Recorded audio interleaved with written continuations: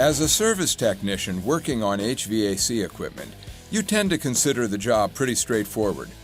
Maybe you're involved with startup, doing maintenance work, or making repairs of some kind, and you're pretty confident you know what you're doing.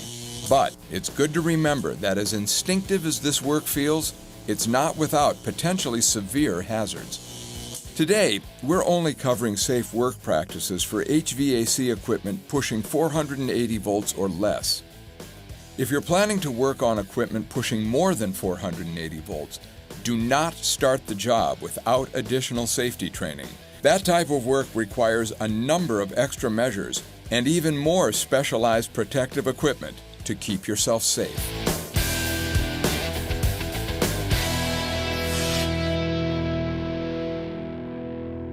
As a skilled mechanical service technician, you know that accidents happen when workers are unaware of potential hazards or become complacent and cut corners.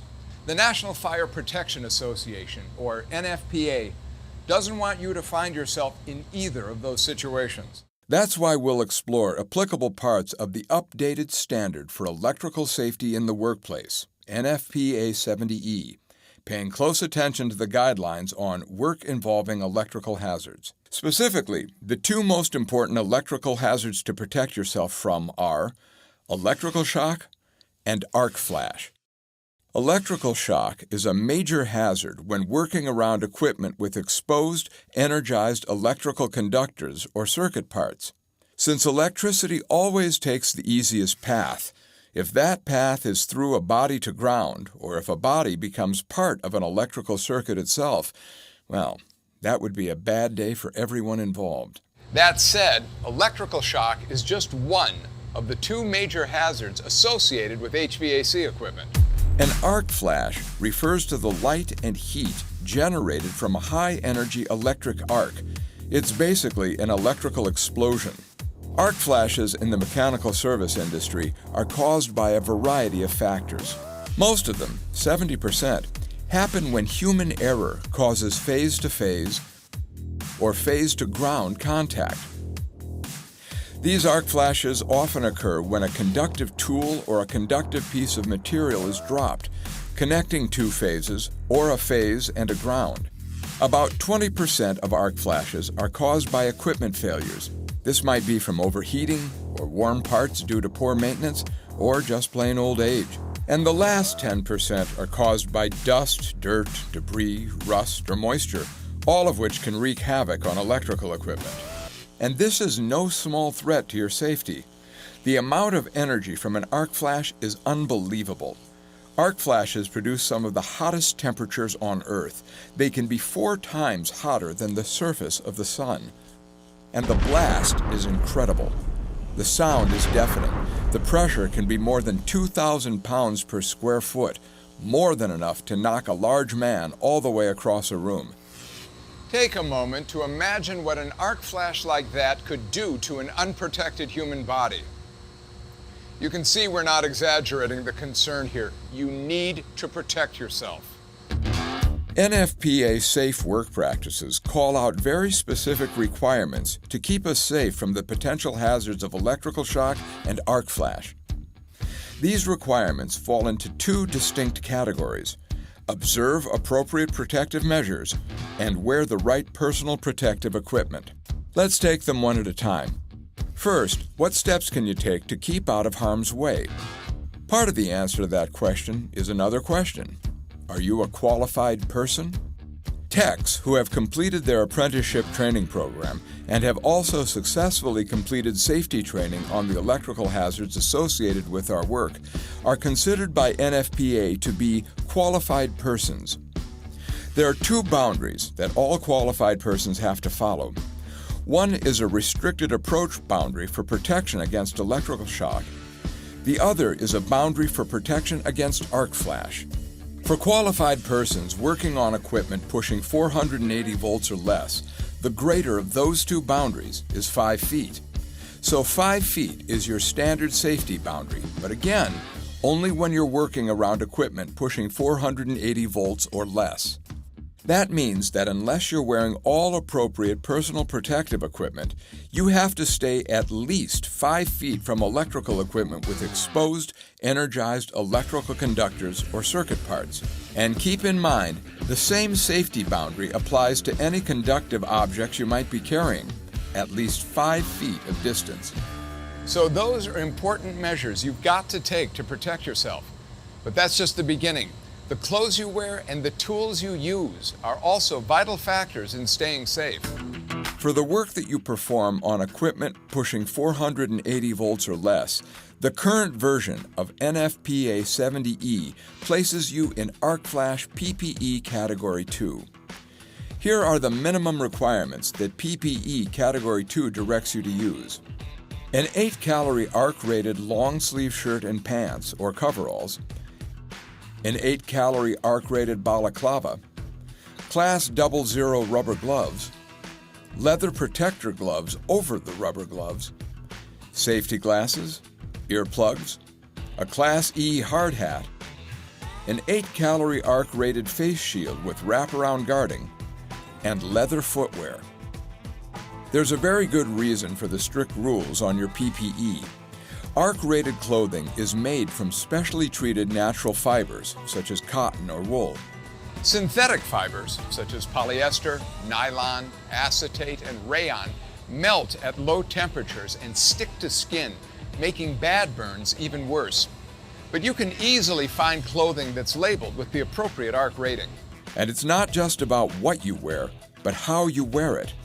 Arc-rated clothing has to be worn properly to work properly.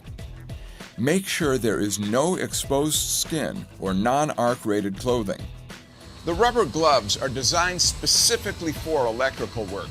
Your company will have them dielectrically tested at least every 6 months, but you have a personal responsibility too.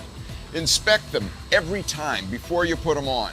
Trap air inside each glove and squeeze it. Check it over carefully.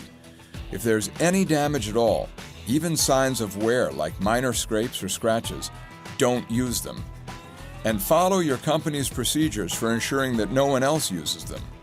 The leather protector gloves help keep the rubber gloves from getting punctured, torn, or abraded. The safety glasses are standard issue and have to be worn at all times while you're on the job. You need a hard hat with a special Class E rating. Look for the rating on the inside of the hat. Lots of companies use Class E hard hats as a standard practice. You may already have one. The face shield, with its wraparound guarding, is specially designed to protect you from arc flash. Check out the arc rating. It's right on the shield. The balaclava protects the skin on your neck and ears. It's pretty lightweight and reasonably comfortable. And don't forget leather footwear, which will protect your feet from burns. That's a very specific list of clothing items you'll need for your work, but you're only issued one body. Do everything you can to protect it. And what about the rest of your equipment? As part of your pre-task safety planning process, make sure you have the right tools for the job. Your meter should be approved by Underwriters Laboratories, so look for the UL approval symbol on the meter. But beware, because some overseas manufacturers illegally place the UL symbol on their meters, and these meters may not be up to standards and can be extremely hazardous. Just make sure your meter is made by a reputable manufacturer, it's UL approved, and that it's rated for the voltage you'll be testing. The same holds true for all other tools you'll be using. Make sure they're insulated, made specifically for work on electrical equipment by a reputable manufacturer, and be sure to inspect them before you use them. Take care when assessing the electrical equipment itself. When you're preparing for a job, you need to know exactly what you're getting into. Properly labeled HVAC equipment will help you do exactly that. Equipment that's properly labeled will show the nominal system voltage, the arc flash boundary, and any one of the following: the available incident energy and corresponding working distance, the arc flash PPE category from the tables in the standard, the minimum arc rating of clothing, or the site-specific level of personal protective equipment. If you identify a piece of equipment that's not properly labeled, be sure to let your supervisor know. And this is critical. If you're unfamiliar with unlabeled HVAC equipment that could be pushing more than 480 volts, consult with your supervisor before you start to work on it. To work safely on equipment pushing 480 volts or less, use insulated tools and the proper personal protective equipment to complete troubleshooting. Test your meter on a known live source. Then test the equipment you're troubleshooting. Finally, go back and test the meter again on the known live source. Then immediately shut off the power to the equipment. Lock it out if required, and test it to make sure the power is off before you start the rest of the work. If there are any inconsistencies or discrepancies anywhere in the process, take the meter out of service immediately and repeat the process with a replacement meter. Remember, it's not dead until it's tested dead. Don't forget to discharge or bleed out the capacitors before you take off your protective equipment. The good news is that once the equipment is locked out and tested dead, you can remove a lot of your protective equipment, as long as no exposed energized electrical conductors or circuit parts remain within your standard safety boundary. However, if the equipment you're working on has a built-in interlocking disconnect, you'll have to wear all of your personal protective equipment the whole time you're working, because the hot wires coming into the unit are still energized. And always stand to the side of the separately mounted disconnects when turning the power off or back on again.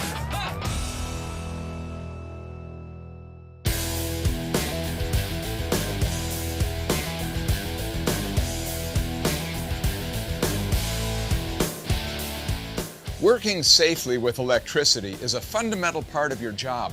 That means protecting yourself from electrical shock and arc flash by following these safe work practices and wearing the right personal protective equipment. Make sure you know the voltage of the equipment you'll be working on. Pay close attention to your standard safety boundary when approaching energized electrical conductors or circuit parts. If you're a qualified person, make sure that no part of your body or any conductive objects you're carrying get closer than 5 feet from energized electrical conductors or circuit parts. Use only insulated tools and wear the proper arc-rated clothing and protective equipment while troubleshooting energized equipment. After troubleshooting, shut off and lock out the power.